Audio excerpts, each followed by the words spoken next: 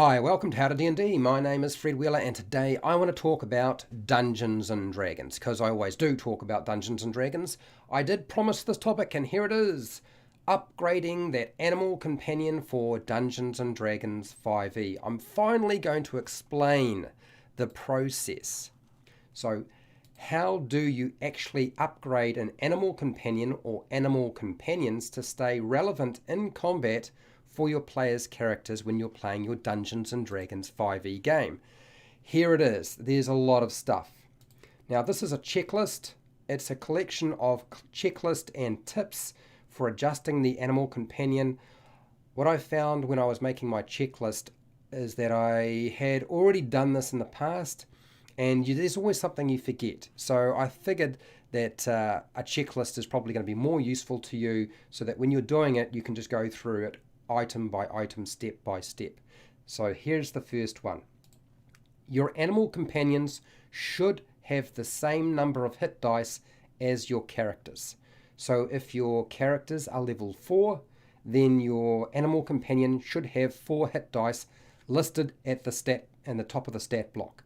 And I already did a video on how to select your animal companions for Dungeons and Dragons 5e, and if you haven't seen that video, it would be sensible to go and watch that video at some point so you know how to actually select your animal companions. But that's the first step, is make sure that the hit dice are the same. So same number of hit dice as the character level. Okay, number 2 on my checklist is use animal companions with hit dice of D8, D10, D12 for combat. If you're going to put the animal companion into combat, you need to be using the D8s, the D10, D12. Any animal companion with a D4 or D6, you stick them in combat, they will not survive. They're more utility animal companions than anything else. So that's the number 2 on the list. Number 3 is keep the animal companion the same level as the player's characters. Yep, that's right, the same level as the player's characters. So as the players level up, say from level 4 to level 5, you need to increase the power of your animal companion. So you need to level or upgrade the animal companion so it stays relevant with them. Otherwise they will fall behind, they won't have enough hit points or won't be able to do their job properly. So a very important factor there. Okay, number 4 on the list, and that is you need to increase the hit points each level for the beast by the average of that hit dice plus their constitution modifier. So that means every time they increase in level, so if the animal companion needs to go from level 4 to level 5, you're going to increase the hit points. And what do you increase it by? You're going to take the average value of the hit dice plus the constitution modifier for that animal. Now, what are the averages for the dice? It's actually pretty simple. You will find them in the player's handbook, and you're looking for a D8 is a 5, that's the average, a D10 is a 6, and a D12 is a 7. Okay, those are the values you're looking for in terms of averages. Okay, next is number 5. You need to increase proficiency bonuses by +1 at these levels. So proficiency bonus increased by 1 at level 5, level 9, level 13, and at level 17. I often get these confused with the increases in ability scores, but don't. They are slightly different to that. So level 5, 9, 13, and 17. Number 6 on the list is adjust proficiency skills, saving throws, and attack bonuses. So if the animal has a proficient skill listed in the stat block, you need to increase those, okay? You need to make adjustments when the proficiency bonus increases, and often you will find that sometimes those skills will increase as well if an ability modifier has changed. Saving throws need to be adjusted as well with a proficiency bonus increase, and of course your attack bonuses should be increasing as well, because we will assume that the bite, claw, and whatever the beast is doing, that they are actually proficient with those tools or weapons, rather than not being proficient. That would make very little, no sense whatsoever. Okay, number 7. You need to increase one of 2 ability scores by +2. That's the ability score, not the modifier. I would start with Constitution and then shift to strength when constitution has been maxed out at 20. Now, why am I only selecting those ability scores? Because constitution will keep them alive, give them more hit points. Really important if you're actually going to have an animal companion do anything other than die in combat. And the only other reason to select something like strength is because most animals, their attacks are based off strength rather than anything else.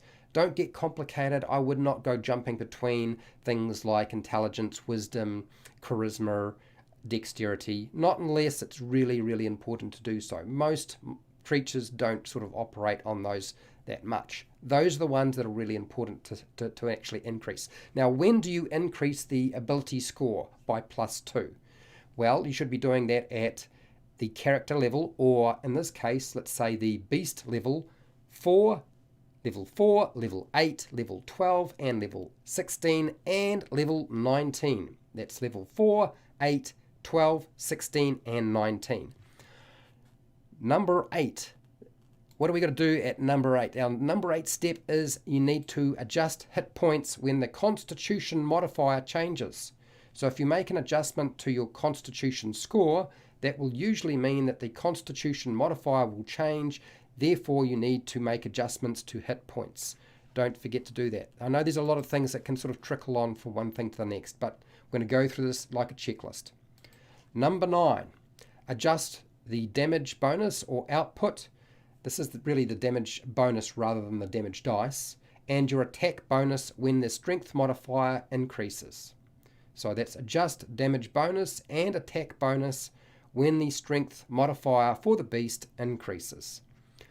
Number 10, make sure to adjust ability modifiers when the ability score changes. I would often find myself making one change to one thing. When you change the ability score, it changes the modifier for that ability score, and therefore it might also change a whole raft of other things. But if you go through the list, you will eventually get to the bottom of it and find you have pretty much adjusted everything. Now, the last two things I want to talk about are not so much about the things you need to make adjustments to or modify to help upgrade your animal companion or your beast for your player's character. These are things that I would recommend more than anything else. So there are 10 steps to it as far as I can tell. Okay. Don't recommend transferring character class features or feats onto an animal companion, as they will become far more complex and powerful. There is an exception to that, and I would say that it doesn't make a lot of sense for some animals not to have dark vision. You know, the big cats would have dark vision, but yes, they don't have dark vision on the stat block for a lion or a panther, so that doesn't make an awful lot of sense. So feel free to adjust that. That's just their senses. And frankly, it makes a lot of sense, and it really, I thought, it should have been there in the first place. But of course, if we do that, then just about everything has dark vision in Dungeons & Dragons 5e.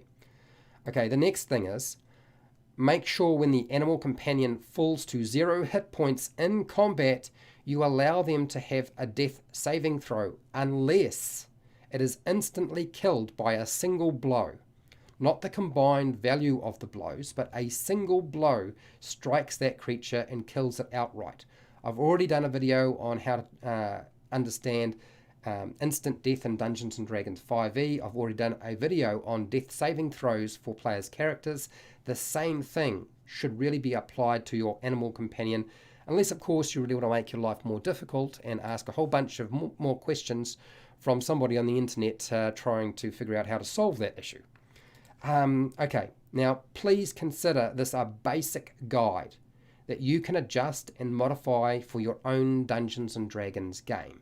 It is not here as an absolute, so feel free to make adjustments. I have essentially given you the basics that are in the player's handbook and the monster manual, and that's just a guide for you to work by.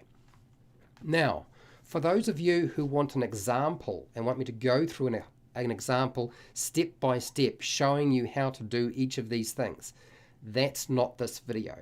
That would be another video that would come at a later date, provided enough people watch this video.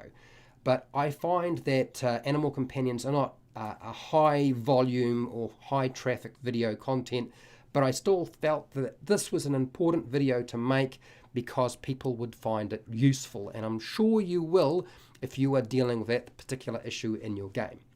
Now, if you found this video helpful, fantastic. Remember, I have a video on selecting animal companions for Dungeons & Dragons 5e. I also have a video on using animal companions as utility and making them really awesome in your game. I also have another video on how to try and fix the Beastmaster and that pesky animal companion problem that you have, since nobody seems to ever want to play a Beastmaster in your game.